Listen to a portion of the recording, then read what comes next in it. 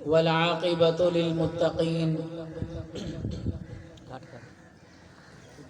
والصلاة والسلام على سيد الأنبياء والمرسلين. أما بعد فأعوذ بالله من الشيطان الرجيم. بسم الله الرحمن الرحيم.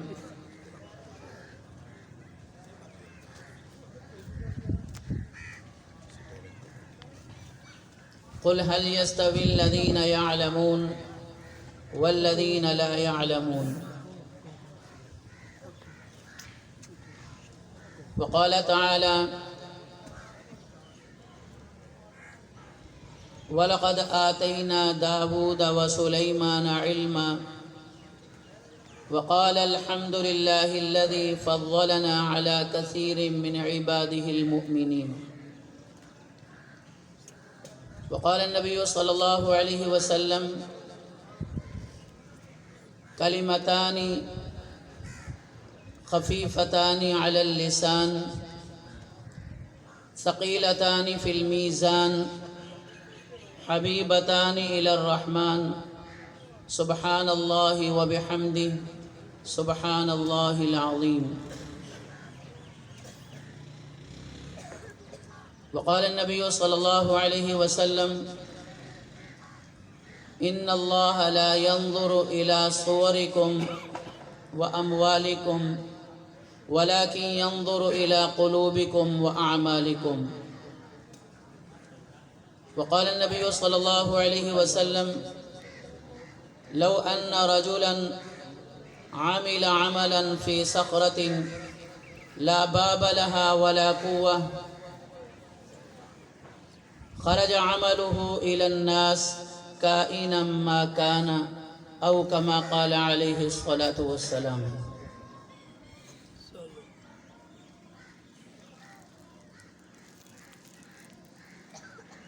سب سے پہلے تو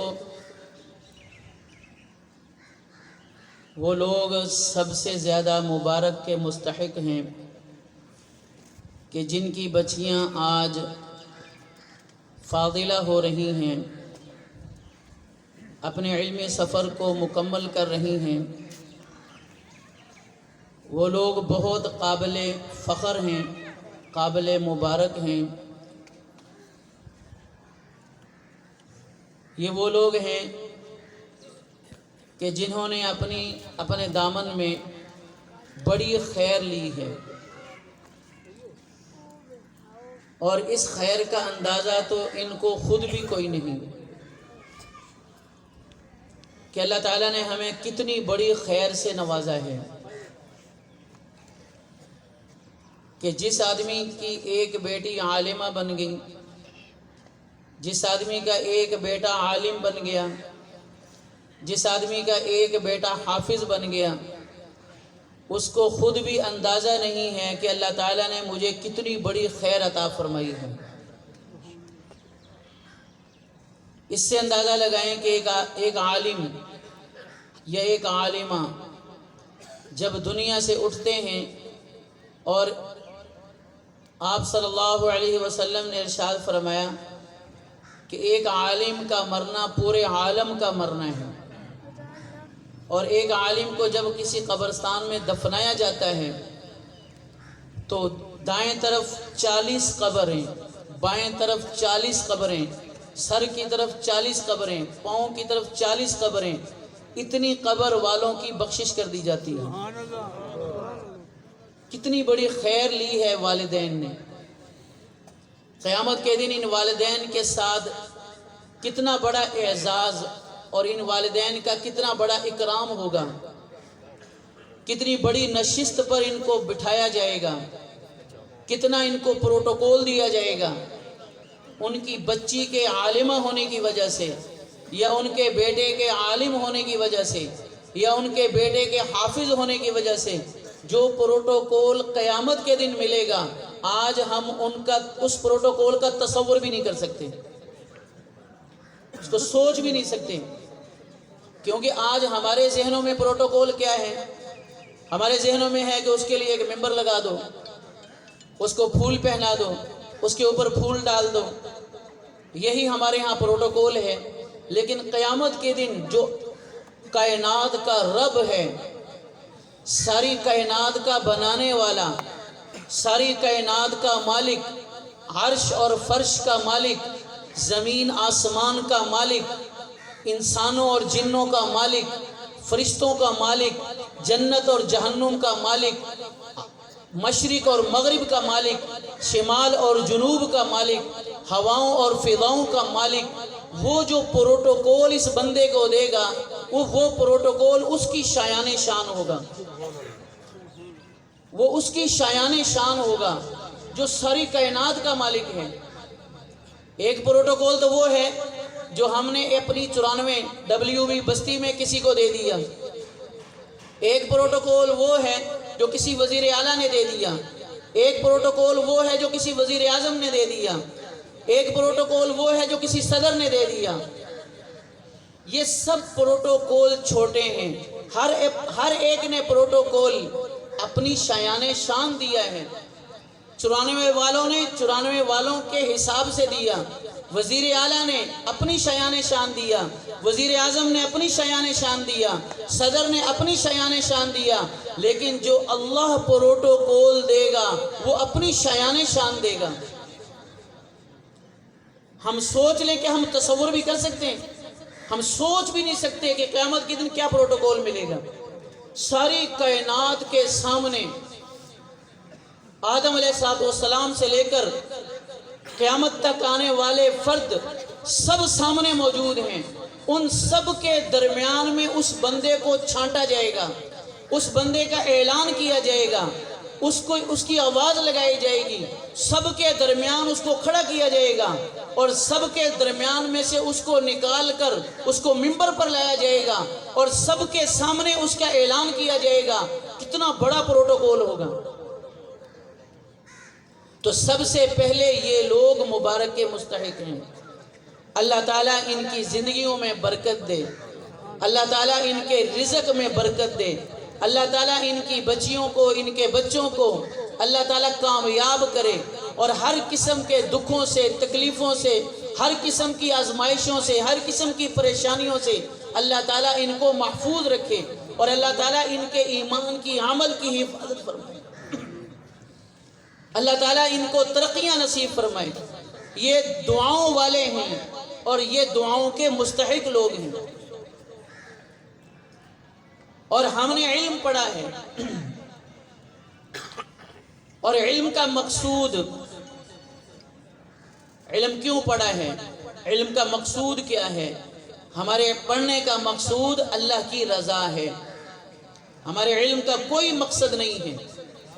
امام بخاری رحمۃ اللہ علیہ نے سب سے پہلے اپنی کتاب میں جس حدیث کو بیان کیا ہے، وَإِنَّمَا الْأَعْمَالُ بِالنِّيَّاتِ وَإِنَّمَا لِامْرِئٍ مَّا نَوَىٰ مَنْ كَانَتْ هِجْرَتُهُ إِلَى اللَّهِ وَرَسُولِهِ فَهِجْرَتُهُ إِلَى اللَّهِ وَرَسُولِهِ وَمَنْ كَانَتْ هِجْرَتُهُ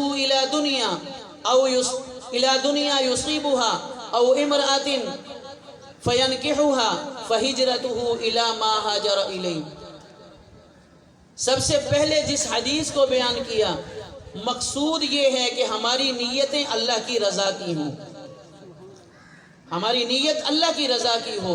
ہم نے اللہ کے لیے پڑھا ہے اور اللہ کے لیے پڑھانا ہے، اور ہم نے علم کو بیچنا نہیں ہے، ہم نے اللہ کی رضا کے لیے پڑھا ہے۔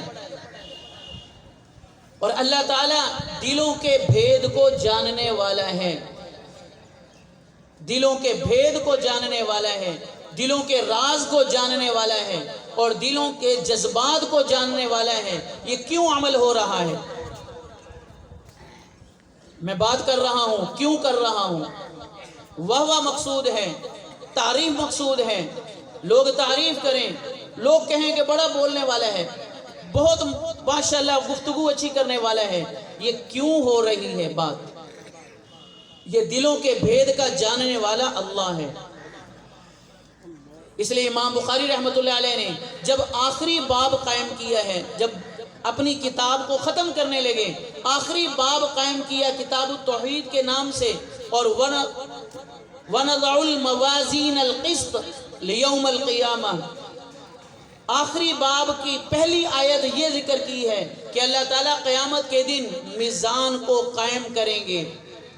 وَنَضَعُ الْمَوَازِينَ الْقِسْطَ لِيَوْمِ الْقِيَامَةِ فَلَا تُظْلَمُ نَفْسٌ شَيْئًا. اللہ تعالیٰ میزان کو قائم کریں گے، اور وہ جو میزان قائم ہوگا وہ ظاہر پر نہیں ہوگا، وہ باطن پر قائم ہوگا کہ یہ عمل کیوں تھا، کس کے لیے تھا. اس لیے کہ قیامت کے دن عمل کا جو وزن ہوگا وہ آدمی کی نیت کے بقدر ہوگا. ایک آدمی دنیا میں بڑی خوبصورت نماز پڑھتا ہے، لوگ بھی بڑی تعریف کرتے ہیں کہ ماشاءاللہ بہت خوبصورت نماز پڑھتا ہے، بڑی عمدہ نماز ہے. قرآن کی تلاوت کرتا ہے، لوگ بہت تعریف کرتے ہیں، ماشاءاللہ بہت خوبصورت آواز ہے. ایک آدمی بہت خوبصورت بیان کرتا ہے، عمدہ گفتگو کرتا ہے اور بہت معلومات دیتا ہے، لوگ بھی تعریف کرتے ہیں، ماشاءاللہ بہت خوبصورت بیان ہوا، بڑی عمدہ گفتگو ہوئی، بہت پیارا بیان تھا، دلوں کو بھا دینے والا بیان تھا. وَنَضَعُ الْمَوَازِينَ الْقِسْطَ. اللہ قیامت کے دن میزان کو قائم کرے گا، اس عمل کو رکھا جائے گا، تولا جائے گا، اس کے اندر کے جذبے کے بقدر اس کا وزن ہوگا.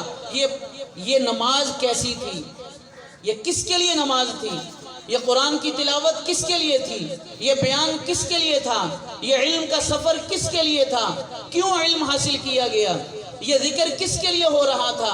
ایک آدمی ذکر کی تسبیح لے کر بیٹھا ہے، سبحان اللہ، الحمدللہ، اللہ اکبر، لا الہ الا اللہ، اللہ اللہ اللہ اللہ کا ورد کر رہا ہے، لیکن قیامت کے دن وَنَضَعُ الْمَوَازِينَ الْقِسْطَ لِيَوْمِ الْقِيَامَةِ. اللہ قیامت کے دن اس کو بھی رکھے گا، اس کو بھی میزان میں رکھے گا کہ یہ اللہ اللہ کا ورد کس کے لیے ہو رہا تھا. امام بخاری رحمۃ اللہ علیہ نے آخری باب بھی لا کر اسی طرف اشارہ کیا کہ عمل کا مقصود اللہ کی رضا ہے. سب سے پہلی حدیث بھی اسی طرف اشارہ کر رہی ہے کہ ہمارا مقصود اللہ کی رضا ہے. حضرت عائشہ رضی اللہ عنہا، ان کی طرف حضرت امیر معاویہ رضی اللہ عنہ نے خط لکھا کہ اماں جان کچھ وصیت فرما دیں، کوئی نصیحت فرما دیں. اماں جان نے نصیحت لکھ کر واپس بھیجی، اور اس میں کیا لکھا تھا؟ سلام علیک. سب سے پہلے لکھا آپ کو سلام ہو. اس کے بعد لکھا، آپ نے لکھا کہ میں نے رسول اللہ صلی اللہ علیہ وسلم سے سنا، آپ صلی اللہ علیہ وسلم نے ارشاد فرمایا کہ جو آدمی لوگوں کو دکھلانے کے لیے، لوگوں کو خوش کرنے کے لیے عمل کرتا ہے اور اس کے اندر اللہ کی ناراضگی ہوتی ہے، لوگوں کو خوش کرنے کے لیے عمل کرتا ہے اور اس کے اندر اللہ کی ناراضگی ہوتی ہے، تو اللہ تعالیٰ اس بندے کو لوگوں کے سپرد کر دیتے ہیں. وَكَّلَهُ اللَّهُ إِلَى النَّاسِ، وَكَّلَهُ اللَّهُ إِلَى النَّاسِ. اللہ تعالیٰ اس بندے کو لوگوں کے سپرد کر دیتے ہیں. اب لوگ اس کو پھر فٹ بال اور گیند بنا لیتے ہیں.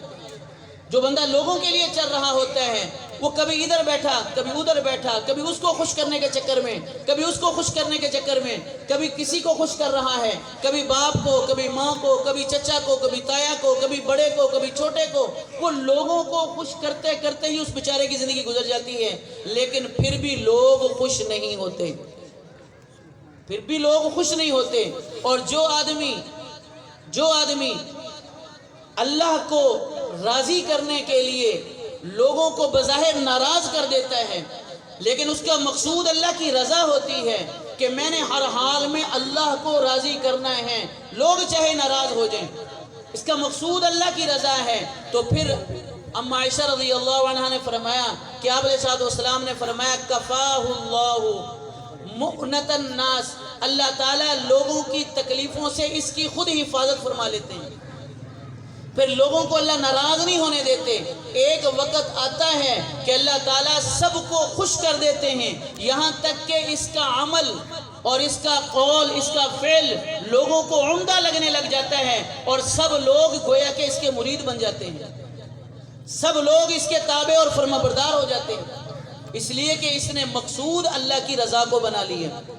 جب اللہ کی رضا مقصود ہوتی ہے، لوگوں کی واہ واہ مقصود نہیں ہوتی، لوگوں کی تعریف مقصود نہیں ہوتی، اور لوگوں کو خوش کرنا مقصود نہیں ہوتا، تو پھر اللہ براہ راست لوگوں کو خوش کر دیتا ہے۔ جس ذات نے قیامت کے دن عمل تولنا ہے، وہ ذات بہت باریک بین ہے، بہت باریک بین ذات ہے۔ ہم ظاہر کو دیکھ سکتے ہیں، باطن کو نہیں دیکھ سکتے۔ باطن ہمارا وہ ہے کہ جس باطن پر فرشتوں کو بھی کوئی اطلاع نہیں ہے۔ فرشتوں کو اللہ تعالیٰ نے مقرر فرمایا کرامن کاتبین یعلمون ما تفعلون، کرامن کاتبین بیٹھے ہیں، نیکیوں کا فرشتہ نیکیاں لکھ رہا ہے، برائیوں کا فرشتہ برائیاں لکھ رہا ہے، لیکن اس بندے کے اندر کے جذبات کیا ہیں وہ فرشتہ بھی لکھ نہیں سکتا۔ فرشتہ نیکیوں کے لکھنے والا فرشتہ نیکیاں لکھ رہا ہے، لیکن اس نیکی پر اس کے جذبات کیا ہیں، اس کے خیالات کیا ہیں، یہ کس کے لیے کر رہا ہے، یہ فرشتہ بھی کوئی نہیں جانتا۔ اس کو جاننے والا ہمارا رب ہے۔ وہ قیامت کے دن وَنَضَعُ الْمَوَازِينَ الْقِسْطَ، وہ قیامت کے دن میزان قائم کرے گا جو دل کے راز کو جاننے والا ہے۔ ہمیں کیا کرنا ہے؟ ہمیں صرف اللہ کی رضا کو دیکھنا ہے، بس صرف اللہ کی رضا کو دیکھنا ہے۔ رسول اللہ صلی اللہ علیہ وسلم نے کیا ارشاد فرمایا؟ لو ان رجلا عمل عملا فی صخر لا باب لها ولا قوة، آپ نے فرمایا کہ اگر کوئی آدمی کوئی عمل کرے، لو ان رجلا عمل عملا، کوئی آدمی کوئی عمل کرے، فی صخر کسی ایسی چٹان میں بیٹھ کر، لا باب لها ولا قوة، جس چٹان کا نہ کوئی دروازہ ہے، نہ کوئی سوراخ ہے، نہ کوئی روشن دان ہے، ایسی چٹان، بند چٹان جس کا کوئی دروازہ نہیں، کوئی روشن دان نہیں، کوئی سوراخ نہیں، ایسی جگہ پر بیٹھ کر وہ عمل کر رہا ہے، لیکن وہ عمل جیسا کیسا بھی ہے، اس نے بند کمرے میں، بند چٹان میں بیٹھ کر کیا ہے، خرج عملہ الی الناس، رسول اللہ صلی اللہ علیہ وسلم فرما رہے ہیں کہ اس کا عمل لوگوں کے پاس پہنچ کر رہے گا، کائنم ما کانا، اس کا عمل جیسا بھی ہو، اس کا عمل نیک ہوگا تب بھی لوگوں تک پہنچ جائے گا، اس کا عمل برا ہوگا تب بھی لوگوں تک پہنچ کر رہے گا۔ جب عمل ہمارا لوگوں تک پہنچ ہی جانا ہے تو ہمیں اپنی نیت کو برباد کر کے اپنے عمل کو برباد کیوں کرنا ہے؟ اپنے عمل کو کیوں ضائع کرنا ہے؟ جب ایک عمل لوگوں تک پہنچ کر رہے گا تو ہمیں ضرورت کیا ہے کہ اپنی نیت کو خراب کر کے ہم اپنے عمل کو برباد کریں؟ لو ان رجلا عمل عملا فی صخر لا باب لها ولا قوة خرج عمله الى الناس، خرج عمله الى الناس کائنا ما کانا، اس کا عمل لوگوں تک پہنچ جائے گا جیسا کیسا بھی ہو، جیسا بھی عمل کر لے لوگوں تک پہنچ جائے گا۔ تو ہمیں اپنی نیتوں کو ٹٹولنا ہے، اپنی نیتوں کو چیک کرتے رہنا ہے کہ کہیں ہماری نیت کی وجہ سے ہمارا عمل ضائع نہ ہو جائے۔ ایک بڑا لمبا سفر ہے، بڑے لمبے سفر سے گزرے ہیں، 4 سال 5 سال 10 سال ایک علم کا سفر کیا، لمبا سفر کر کے ایک منزل تک پہنچے ہیں، کہیں ایسا نہ ہو ہماری نیت کی وجہ سے، ہماری نیت کے فطور کی وجہ سے وہ ہمارا عمل قیامت کے دن منہ پر نہ مار دیا جائے، ایسا نہ ہو کہ یہ عمل قیامت کے دن ہمیں گھسیٹ کر جہنم میں پھینک دے۔ کیا فرمایا رسول اللہ صلی اللہ علیہ وسلم نے؟ آپ نے فرمایا قیامت کے دن سب سے پہلے جن لوگوں کو میدان کے اندر کٹہرے میں لایا جائے گا وہ 3 قسم کے لوگ ہوں گے، 3 قسم کے لوگ ہوں گے جن کو سب سے پہلے قیامت کے اندر کٹہرے میں کھڑا کیا جائے گا۔ آپ نے فرمایا کہ ایک وہ سخی ہوگا جس نے دنیا میں بڑی سخاوت کی، بہت لوگوں پر خرچ کرنے والا، لوگوں کے غریبوں پر، یتیموں پر، مساکین پر خرچ کرنے والا، قیامت کے دن اس کو لایا جائے گا، پیش کیا جائے گا، پوچھا جائے گا کہ یہ سخاوت کیوں کرتے تھے؟ وہ دائیں بائیں دیکھے گا کہ آج تو کوئی نہیں ہے، وہ اللہ کے دربار میں جھوٹ بولے گا اور کہے گا کہ یا اللہ آپ کی رضا کے لیے کیا، اللہ تعالیٰ جو دلوں کے بھید کا جاننے والا ہے وہ فوراً اللہ تعالیٰ کی طرف سے جواب آئے گا، جھوٹ بولتا ہے، جھوٹ بولتا ہے، اس لیے کیا تھا کہ لوگ مجھے سخی کہیں، لوگ مجھے فیاض کہیں، لوگ بڑا دینے والا کہیں، جو تیرے لیے کہا جانا تھا وہ کہا جا چکا ہے، فرشتوں کو حکم ہوگا اس کو زنجیروں میں باندھ کر اور گھسیٹ کر الٹے منہ اس کو جہنم میں پھینک دیا جائے۔ اتنا بڑا عمل ہے سخاوت، لیکن دل کی نیت کے خراب ہونے پر قیامت کے دن اس کی سخاوت اس کو جہنم میں لے جائے گی، جبکہ آپ نے فرمایا کہ سخاوت اس کے جو درخت کا تنا ہے، شاخیں ہیں، وہ سیدھی جنت کے اندر ہیں، لیکن اس کے باوجود اس کی سخاوت اس کے نیت کے فساد کی وجہ سے اس کو جہنم میں لے جائے گی۔ آپ نے فرمایا کہ دوسرا وہ آدمی ہوگا جس نے دنیا میں قرآن پڑھا اور دوسروں کو پڑھایا، اس کو لایا جائے گا اور اس کو بھی کہا جائے گا کہ کیوں قرآن پڑھا، کیوں پڑھایا؟ وہ کہے گا یا اللہ تیری رضا کے لیے، تیری رضا کے لیے پڑھا اور تیری رضا کے لیے پڑھایا۔ اللہ تعالیٰ فرمائیں گے جھوٹ ہے، جھوٹ ہے، اس لیے پڑھا تھا کہ لوگ مجھے قاری کہیں، لوگ مجھے عالم کہیں، اس لیے بیانات ہو رہے تھے کہ لوگ تعریف کریں کہ ماشاءاللہ بہت عمدہ بیان کرنے والا ہے، بہت عمدہ کہنے والا ہے، بڑی حدیثیں بیان کرنے والا ہے۔ اللہ تعالیٰ فرمائیں گے جھوٹ ہے، جھوٹ ہے، اور حکم دیا جائے گا کہ اس کو بھی اسی طرح زنجیروں سے باندھو اور اس کو بھی گھسیٹ کر اوندے منہ جہنم میں پھینک دو۔ اس کا علم، اس کا قرآن اس کو جہنم میں لے جائے گا، اس کی نیت کے فطور کی وجہ سے، نیت کے فساد کی وجہ سے۔ ہمیں اپنی نیتوں کو دیکھنا ہے، ہر عمل کے اندر اپنی نیتوں کو دیکھنا ہے، ہم کیوں کر رہے ہیں، کیوں پڑھ رہے ہیں، ہم کیوں پڑھا رہے ہیں، ہم نے اتنا لمبا سفر کیا کس کے لیے کیا ہے؟ اللہ کی رضا مقصود ہو۔ امام بخاری رحمۃ اللہ علیہ شروع میں بھی اسی حدیث کو لا کر اسی طرف اشارہ فرما رہے ہیں، اور آخر میں وَنَضَعُ الْمَوَازِينَ الْقِسْطَ یہ باب قائم کر کے اسی طرف اشارہ فرما رہے ہیں کہ نیتوں کو دیکھتے رہو، نیتوں کو دیکھتے رہو، قیامت کے دن نیتوں کو دیکھا جائے گا۔ إِنَّ اللَّهَ لَا يَنظُرُ إِلَىٰ صُوَرِكُمْ وَأَمْوَالِكُمْ، اللہ تعالیٰ نہ تمہاری شکلوں کو دیکھتا ہے اور نہ تمہارے مالوں کو دیکھتا ہے، وَلَٰكِن يَنظُرُ إِلَىٰ قُلُوبِكُمْ وَأَعْمَالِكُمْ، اللہ تعالیٰ تو تمہارے دلوں کو دیکھتا ہے اور تمہارے اعمال کو دیکھتا ہے۔ دیکھنے والا بہت باریک بین ہے، وہ کالی رات میں بھی دیکھنے والا ہے، اس کے لیے دیکھنے میں کوئی چیز رکاوٹ نہیں ہے، مشرق اور مغرب اس کے لیے برابر، شمال اور جنوب اس کے لیے برابر، آسمان زمین سب اس کے لیے برابر ہیں۔ وہ سمت سے پاک ذات ہے، وہ سمت سے پاک ذات ہے، وہ دیکھ رہا ہے۔ امام بخاری رحمۃ اللہ علیہ نے آخری حدیث اپنی کتاب میں جو نقل کی ہے، آخری حدیث نقل کی، عن ابی ہریرہ رضی اللہ عنہ قال قال رسول اللہ صلی اللہ علیہ وسلم کلمتان خفیفتان علی اللسان ثقیلتان فی المیزان حبیبتان عند الرحمن سبحان اللہ وبحمدہ سبحان اللہ العظیم۔ امام بخاری رحمۃ اللہ علیہ نے آخر میں اس حدیث کو بیان فرمایا کہ اللہ تعالیٰ کے ہاں دو کلمات، آپ نے فرمایا کہ رسول اللہ صلی اللہ علیہ وسلم نے ارشاد فرمایا کہ دو کلمے ایسے ہیں، کلمتان خفیفتان علی اللسان، زبان پر بہت ہلکے ہیں، ثقیلتان فی المیزان، اور قیامت کے دن میزان میں بہت بھاری ہیں، حبیبتان الی الرحمن، اور اللہ تعالیٰ کو بڑے محبوب ہیں، اور وہ کلمات کیا ہیں؟ سبحان اللہ وبحمدہ سبحان اللہ العظیم۔ کلمات مختصر ہیں لیکن ان کا وزن کتنا ہے؟ ثقیلتان فی المیزان، میزان میں سب سے زیادہ وزنی یہ کلمات ہیں، میزان میں سب سے زیادہ وزنی یہ دو کلمات ہیں۔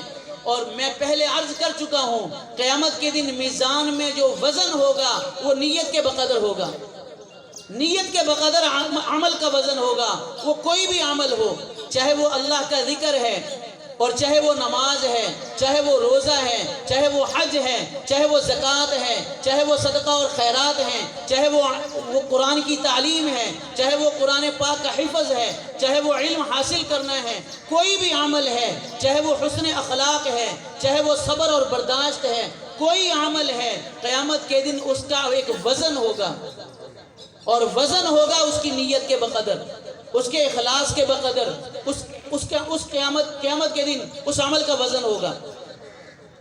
تو آپ نے فرمایا کہ یہ دو کلمات قیامت کے دن سب سے زیادہ وزنی ہوں گے، سبحان اللہ و بحمدی سبحان اللہ العظیم۔ آپ صلی اللہ علیہ وسلم نے حضرت ابو ذر سے فرمایا، اے ابو ذر، الا اخبرک، کیا میں تمہیں خبر نہ دوں کہ کون سے کلمات ہیں جو اللہ تعالیٰ کو سب سے زیادہ محبوب ہیں؟ کون سے کلمات ہیں جو اللہ تعالیٰ کو سب سے زیادہ محبوب ہیں؟ ابو ذر رضی اللہ عنہ نے عرض کیا، قلت یا رسول اللہ اخبرنی باحب الکلام الی اللہ، آپ مجھے بتا دیں کہ اللہ تعالیٰ کو سب سے زیادہ محبوب کلام کون سا ہے؟ رسول اللہ صلی اللہ علیہ وسلم نے ارشاد فرمایا، ان احب الکلام الی اللہ سبحان اللہ و بحمدہ، اللہ تعالیٰ کو سب سے زیادہ محبوب کلام وہ سبحان اللہ و بحمدہ ہے۔ کلمات کتنے مختصر ہیں لیکن اللہ تعالیٰ کو کتنے زیادہ محبوب ہیں، سبحان اللہ و بحمدہ۔ ان کلمات کے لانے کا مقصود کیا ہے کہ ہماری زندگیاں بہت قیمتی ہیں، ہماری زندگیاں بہت قیمتی ہیں۔ سبحان اللہ و بحمدہ کہنے کے لیے کتنا وقت خرچ ہوا؟ کوئی وقت نہیں لگا، لیکن اللہ تعالیٰ کے ہاں کتنا بڑا مقام مل گیا، اللہ تعالیٰ کے ہاں سے کتنی بڑی خوشنودی مل گئی، اللہ تعالیٰ کے ہاں سے کتنا بڑا پروانہ مل گیا کہ اللہ تعالیٰ نے آپ کی زبان پر اپنا محبوب ترین کلمہ جاری کروا دیا۔ رسول اللہ صلی اللہ علیہ وسلم تشریف فرما تھے، آپ صلی اللہ علیہ وسلم نے ارشاد فرمایا، خذوا جنتکم، خذوا جنتکم، اپنی ڈھالوں کو اپنے ساتھ لے لو، اپنی ڈھالوں کو اپنے ساتھ لے لو۔ صحابہ عرض کرنے لگے، یا رسول اللہ امن عدو حضر، کیا دشمن آ گیا ہے، ہم دشمن سے بچنے کے لیے اپنی ڈھالوں کو اپنے ساتھ لے لیں؟ آپ نے فرمایا، خذوا جنتکم من النار، تمہارے سامنے ایک آگ ہے، آگ، اس آگ سے بچنے کے لیے ڈھالوں کو اپنے ساتھ لو۔ پھر فرمایا کہ وہ ڈھال کیا ہے؟ پھر آپ نے خود ارشاد فرما دیا کہ وہ ڈھال کیا ہے؟ فَقُولُوا سُبْحَانَ اللَّهِ وَالْحَمْدُ لِلَّهِ وَلَا إِلَٰهَ إِلَّا اللَّهُ وَاللَّهُ أَكْبَرُ وَلَا حَوْلَ وَلَا قُوَّةَ إِلَّا بِاللَّهِ۔ یہ ڈھال ہے قیامت کے دن جہنم کی آگ سے بچنے کے لیے۔ آپ نے فرمایا، فَإِنَّهُنَّ يَأْتِينَ يَوْمَ الْقِيَامَةِ مُسْتَقْبِلَاتٍ مُسْتَأْخِرَاتٍ منجیات مجنبات وہن الباقیات الصالحات۔ آپ نے فرمایا کہ یہ کلمات یعنی سبحان اللہ والحمد للہ ولا الہ الا اللہ واللہ اکبر ولا حول ولا قوت الا باللہ، یہ تیسرا کلمہ ہے جو ہم یاد کرتے ہیں اور بچوں کو یاد کرواتے ہیں، یہ تیسرا کلمہ ہے۔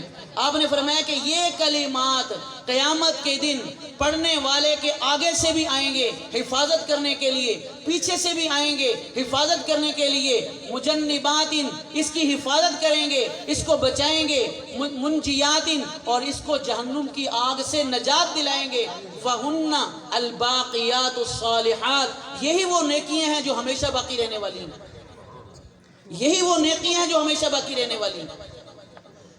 ہماری زندگیاں قیمتی ہیں، ہم جتنے بیٹھے ہیں اپنی زندگیوں کو قیمتی بنائیں، ہمارا ایک ایک لمحہ قیمتی ہے، ہمارا ایک ایک سیکنڈ قیمتی ہے، ہماری قیمتی زندگیاں ہیں، ہم اپنی زندگیوں کو فضول نہ کھپائیں۔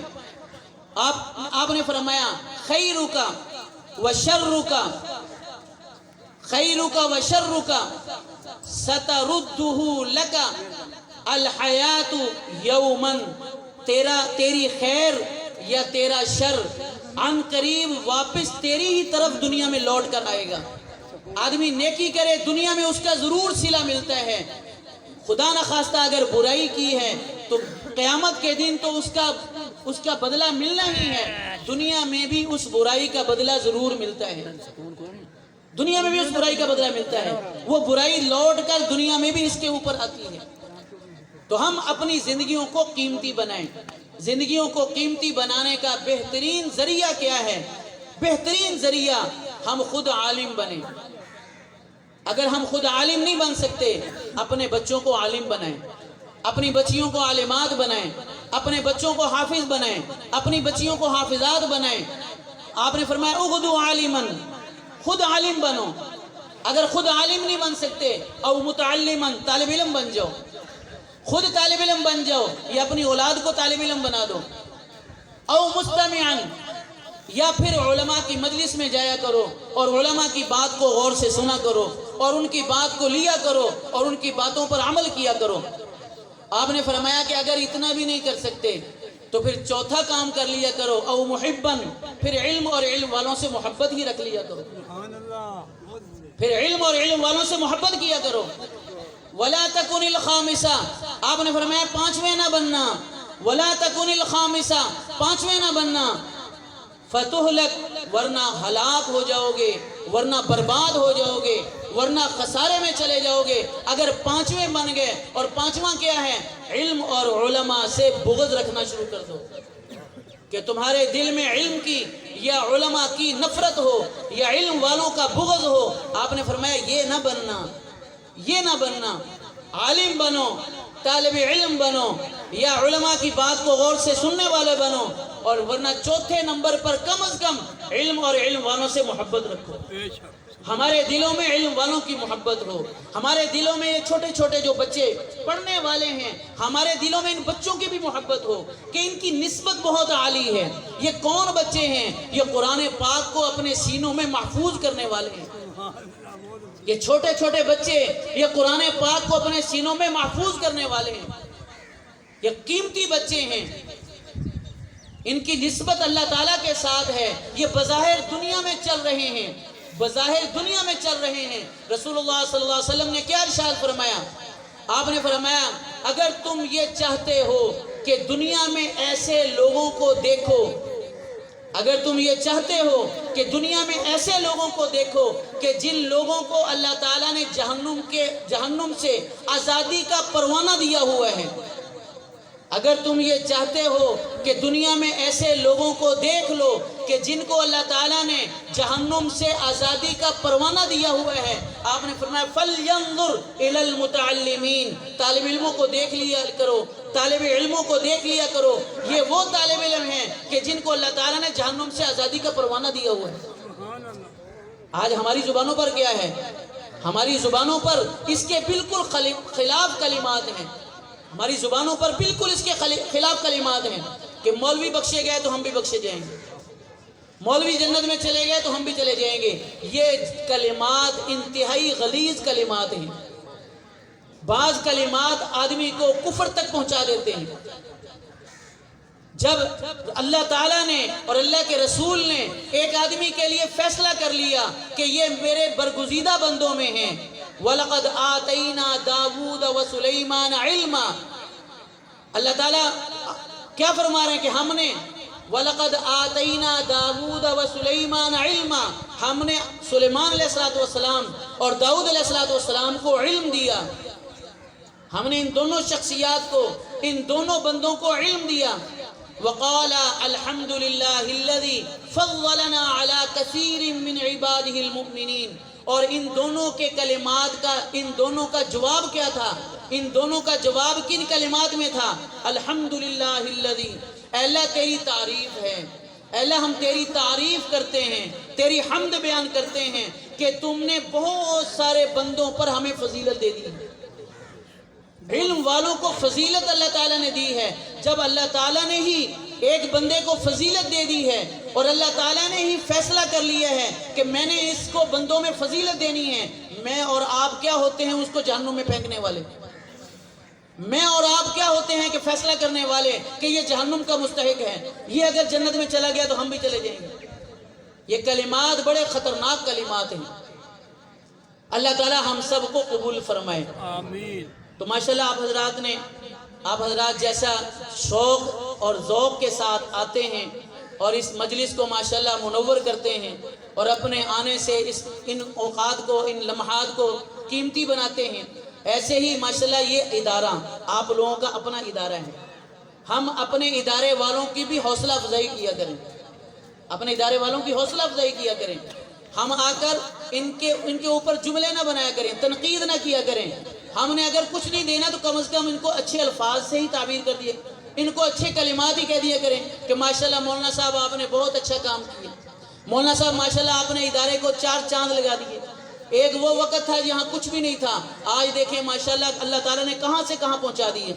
اللہ تعالیٰ مولانا زین العابدین صاحب کو جزائے خیر دے، یہ تشریف لائے، محنت کی اور آج آپ کے سامنے ہیں کہ کتنی پروقار مجلس ہے اور کتنی فاضلات ہر سال 10 12 15 تک فاضلات تیار ہو رہی ہیں، بچے حافظ ہو رہے ہیں۔ حاجی سعید صاحب ماشاءاللہ جنہوں نے اپنی جان تک یہاں لگائی ہے، اپنا سب کچھ قربان کر دیا، حاجی صاحب کو آ کر حوصلہ دے دیا کریں ماشاءاللہ حاجی صاحب آپ نے بہت عمدہ کام کیا، آپ نے بستی کے اوپر بستی پر بہت بڑا احسان کر دیا کہ ایک چھوٹی سی بستی کے اندر اتنا بڑا ادارہ بن گیا کہ ہمارے بچے حافظ بن رہے ہیں، ہماری بچیاں عالمات بن رہی، ہماری بچیوں کو گھر بیٹھے علم مل گیا۔ حاجی صاحب آپ نے بہت بڑا احسان فرمایا بستی والوں پر۔ ہم اپنے ادارے والوں کی حوصلہ افزائی کیا کریں اور جتنا ہو سکے ہم ان کی امداد بھی کریں، تعاون بھی کریں۔ اللہ تعالی ہم سب کو عمل کرنے کی توفیق عطا فرمائے۔